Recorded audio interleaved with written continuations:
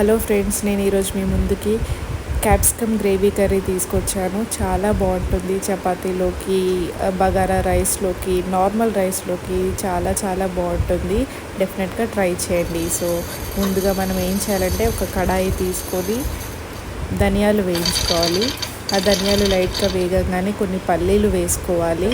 అలానే 4 ఎండుమిర్చి, ఒక చిన్న దాల్చిన చెక్క, కొన్ని జీడిపప్పులు, అలానే ఒక 4 లవంగాలు. ఇవి మంచిగా వేయించుకొని పచ్చివాసన పోయి మంచి ఒక స్మెల్ వస్తుంది, వేగిన స్మెల్. ఆ స్మెల్ రాగానే మనము కొన్ని నువ్వులు తీసుకోవాలి. నువ్వులు కూడా మనము మొత్తం వేగిన తర్వాత లాస్ట్లో వేసుకుంటే నువ్వులు మాడవన్నమాట. సో నువ్వులు మనం ఒక 2 మినిట్స్ కంటే ఎక్కువ అవసరం లేదు. అవి చిట్టపటలాడగానే ఆఫ్ చేసేయాలి. సో నేను ఇక్కడ నువ్వులు యాడ్ చేసుకున్నాను. అవి ఒక 1 మినిట్ అలా ఫ్రై చేసి అవి చిటపట అనగానే మనము ఆఫ్ చేసేసుకొని చల్లారే వరకు పక్కన పెట్టుకోవాలి. అవి చల్లారాక మిక్సీలో పేస్ట్ లాగా చేసుకోవాలి. సో ఇక్కడ మనకి చిటపటలాడుతున్నాయి నువ్వులు. నేను స్టవ్ ఆఫ్ చేసుకున్నాను. వీటన్నిటిని పక్కన పెట్టుకుంటాను చల్లారే వరకు. ఈలోపు క్యాప్సికమ్ కట్ చేద్దాం రండి. సో నేను ఇక్కడ ఒక క్యాప్సికమ్ తీసుకున్నాను. దాని పైన పార్ట్ కట్ చేసేసాను. లోపల ఉన్న వైట్ది కూడా, వైట్ గింజలు అవన్నీ తీసేసేసి ఓన్లీ క్యాప్సికమ్ తీసుకున్నాను. దీన్ని పెద్ద పెద్ద ముక్కలుగా చేసుకోవాలి. ఒక 5-6 పీసెస్ వస్తాయి మ్యాక్సిమం, అంతే ఒక క్యాప్సికమ్కి. సో ఇంత పెద్ద పెద్ద పీసెస్గా కట్ చేసేసుకొని మనము ఒక కడాయి తీసుకోవాలి. కడాయిలో 1 టేబుల్ స్పూన్ ఆయిల్ వేసేసి ఈ కట్ చేసుకున్న క్యాప్సికమ్లు ఈ ఆయిల్లో మనం వేసేసుకోవాలి. వేసేసుకొని మూత పెట్టి సిమ్లో వీటిని వేయించుకోవాలి. జాగ్రత్త అండి, ఇది వేయించేటప్పుడు మనం ఓన్లీ నూనెనే వేసాం కాబట్టి అవి నూనె చిమ్మే అవకాశం ఉంది. అందుకని మీరు మూత పెట్టే ఉంచండి. అవి కలిపేటప్పుడు కూడా మూత పెట్టే గరిటెతోని కలపాలి. ఇప్పుడు చూపించిన విధంగా నేను మూత తీయలేదు, పైన పెట్టే కలిపాను. అలా మనం ఒక 5-10 మినిట్స్ ఇట్లా ఫ్రై చేసుకొని ఆ క్యాప్సికమ్ని తీసి పక్కన పెట్టుకోవాలి.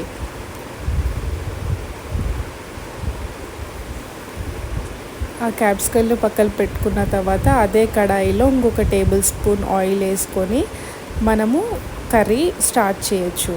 సో ముందుగా కర్రీలోకి మనము పోపు గింజలు వేస్తున్నానండి. జీలకర్ర, ఆవాలు.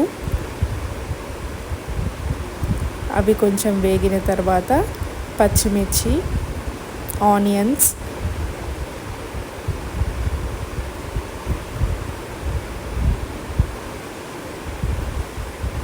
చిటికెడు పసుపు, అల్లం వెల్లిపాయ పేస్ట్.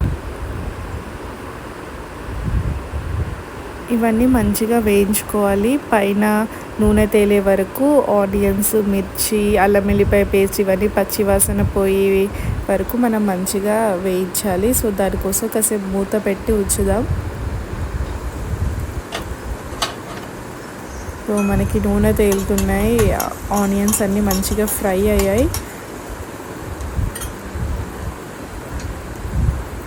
ఇక్కడ మనం ఇందాక పక్కన పెట్టుకున్న మసాలాలు మిక్సీలో పట్టుకొని పేస్ట్ లాగా చేసుకున్న దాన్ని, ఆ గ్రేవీ మొత్తాన్ని దీంట్లో యాడ్ చేయాలి.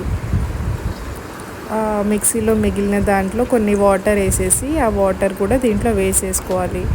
వేసేసుకొని మంచిగా కలుపుకుందాం.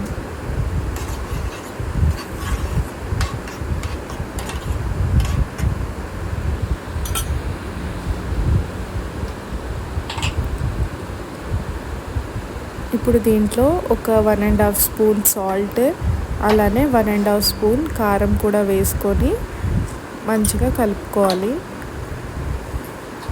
చిటికెడు ధనియాల పొడి, చిటికెడు మిరియాల పొడి, అలానే కొద్దిగా చింతపండు రసం, ఇవన్నీ వేసుకొని మంచిగా కలుపుకోవాలి.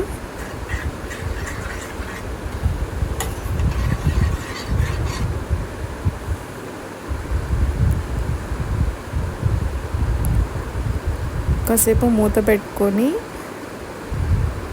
అది నూనె తేలే వరకు ఉంచాలి. ఇప్పుడిప్పుడే మనకి నూనె తేలుతుంది. మనం చక్కెర ఒకటి యాడ్ చేయాలి ఆ ముక్కలు కలిపే ముందర, క్యాప్సికమ్ ముక్కలు కలిపే ముందర.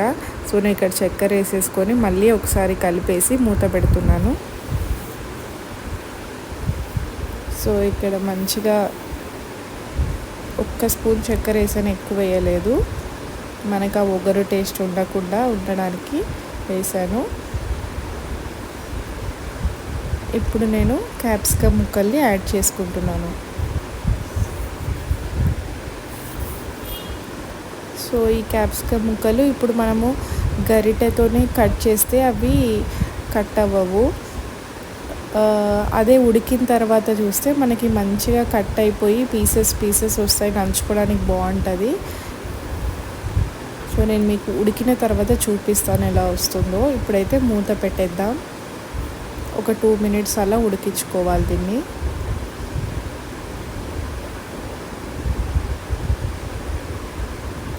ఇప్పుడు చూసారా మంచిగా నూనె సపరేట్ అయ్యి బాగా ఉడికింది, ముక్కలు కూడా మంచిగా ఉడికాయి. ఇప్పుడు వీటిని ఒకసారి కట్ చేసి చూద్దాము, మీకు ముక్కలు ఎలా సపరేట్ అవుతున్నాయో చూపిస్తాను.